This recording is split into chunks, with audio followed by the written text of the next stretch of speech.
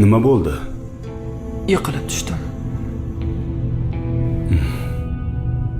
O'ng qo'ligami, chap qo'ligami?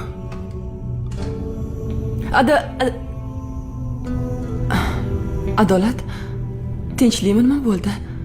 Kir ichkariga. Kirmaydi.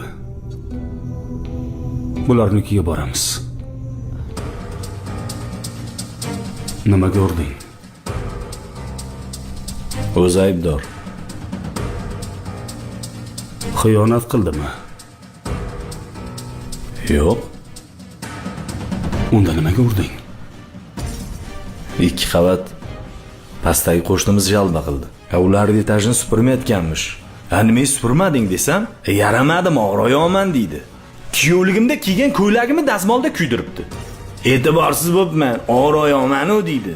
Qozon kovob qilgin desam, dimlama qilib qo'yibdi. Nimaga dimlama qilding desam, yog'li ovqat qila olmayman-u, og'riyapman deydi. 3-4 kundan beri ertalab 6 da turadigan odat chiqardi. Xotin degan sal ertaroq turmaydimi desam, og'riyapman-u deydi. Boyagisi hammasidan oshib tushdi. Choxna ketishim kerak edi. Keyin yotgandim. Naskimni kiygizib qo'ygan desam, egila olmayman, og'riyapman deydi.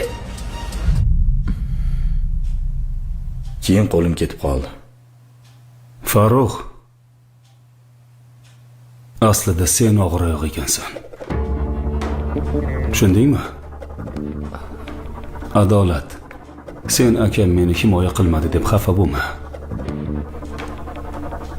Men og'ir oyoqlarga qo'l ko'tara olmayman. Nima ham qilardik?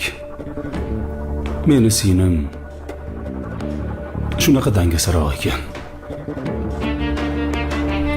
Lekin seni singling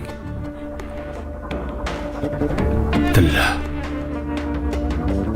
Meni tashqarida kutib tura olasizmi? 2 daqiqada chiqaman. Aka, men podest tozalagan emasman. Odam olib kelib tozalatadilar. Og'ir oyoq bo'lmasam ham. Juda ko'p bo'ladi. Uxlab qolib 8 dan keyin turaman. Og'ir oyoq bo'lmasam ham.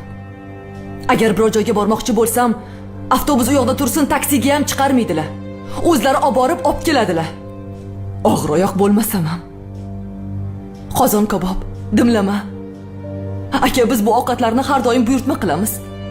Menga qildirmaydilar. Chunki men qilishni bilmayman. Meni shu kamchiliklari bilan sevadilar. Og'ir oyoq bo'lmasam ham.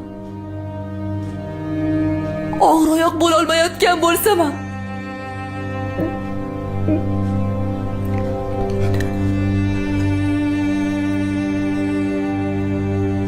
Ovozi do'rillagan hamma ham erkak bo'lavermas ekan.